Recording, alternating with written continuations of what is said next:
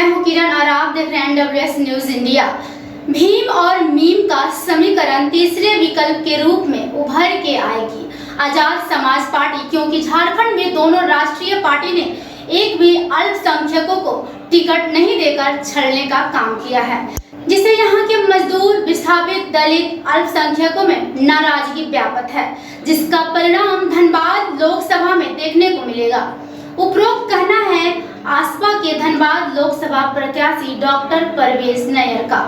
वे ticket मिलने के उपरांत पहली बार पत्रकारों से बात करते हुए कही, उन्होंने कहा कि पार्टी के प्रमुख चंद्रशेखर आजाद ने जो उन पर विश्वास जताया है वह उनके विश्वास पर खरा उतरने का काम करेंगे। उन्होंने कहा कि यह पार्टी संविधान पर चलती है और संविधान के लिए लड़ती है।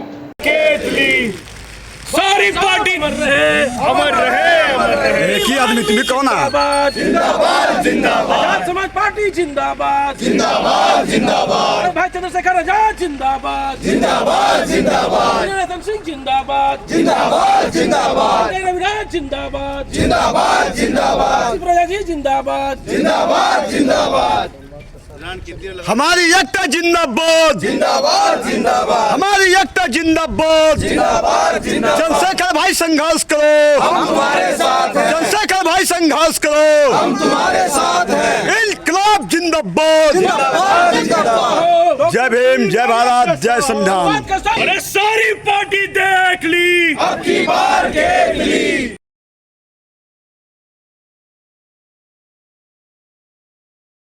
देखिए, हमारे राष्ट्रीय अध्यक्ष भीम आर्मी के जो माननीय श्री चंद्रशेखर आजाद रामन जी हैं, जो पूरे देश में वो अल्पसंख्यक गरीब दलित मजदूरों की आवाज़ को उठाते हैं और उनके लिए लड़ते हैं, उनके हक की मांग करते हैं। इन चीज़ों को देखते हुए लगातार कई दशक से यहाँ पे विभिन्न पार्टियों के सांसद यहाँ रह चुके हैं। उन लोगों ने अपना विकास किया है, अपने परिवार को, अपने खानदान को उन्होंने अपना ऊंचा मुकाम दिया है, लेकिन यहाँ के जनता के बारे में, यहाँ के आम गरीब मजदूर, दलित, अल्पसंख्यक के बारे में कभी नहीं सोचा है। इस वक्त पूरे झारखंड में देखा जाए तो 14 के 14 सीटों पर एक भी अल्पसंख्यक किसी को टिकट देने का काम नहीं किया है।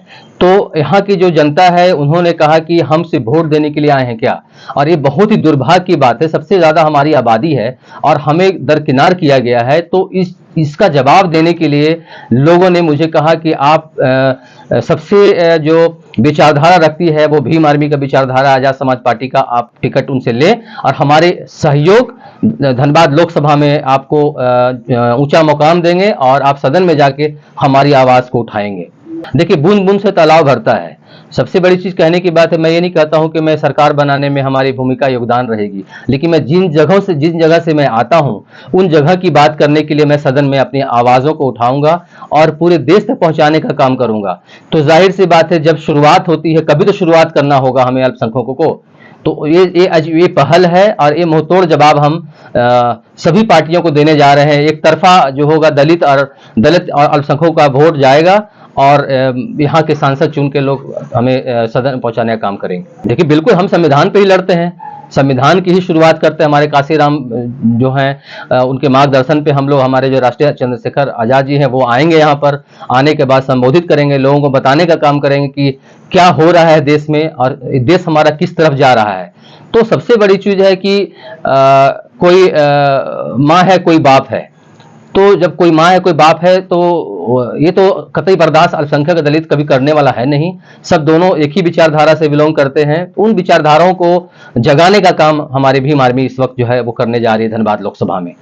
इस लोकसभा में बढ़िया राष्ट्रीय पार्टियां कोई 100 करोड़, कोई 250 करोड़ खर्च करके आ रही है जनता के बीच। आप उसमें अपने आप को कैसे देखना चाह रहे हैं? देखिए, हर चीज पैसे से नहीं तोली जा सकती और ये जनता है, सब जानती है कि अगर ज्यादा से ज्यादा लोग पैसे खर्च कर रहे हैं तो पैसे फिर वापस कहां से लेंगे। तो ये समझना है जनता को, जनता का इसको जवाब देना है कि आज अगर हम बहुत ज्यादा खर्च कर रहे हैं तो वो जो खर्च होगा वो किस जगह से लाया जाएगा। जब किस जगह से लाया जाएगा तो विकास कहां से होगा।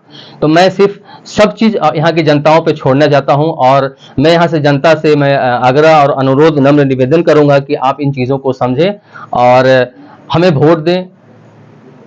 जिस तरह से मनीष कश्यप जो गरीबों के मसीहा कहा जाता था और गरीबों के लड़ते थे, आज वो बीजेपी में भी शामिल हो गए। उसके बाद आगे आपकी पार्टी जो आएगी वो आगे कहीं बीजेपी के साथ फिर ना मिल जाए। जो आप मुद्दा उठा रहे दलित को लेकर, देखिए हम सिर्फ ज़मीन स्तर पे हैं, ग्रास पे हैं, और हम झुग्गी झोपड़ी खटालों में और विस्थापितों के गांव में गरीबों के बीच में रहने वाले हैं, वहीं सोते हैं, वहीं समझते हैं।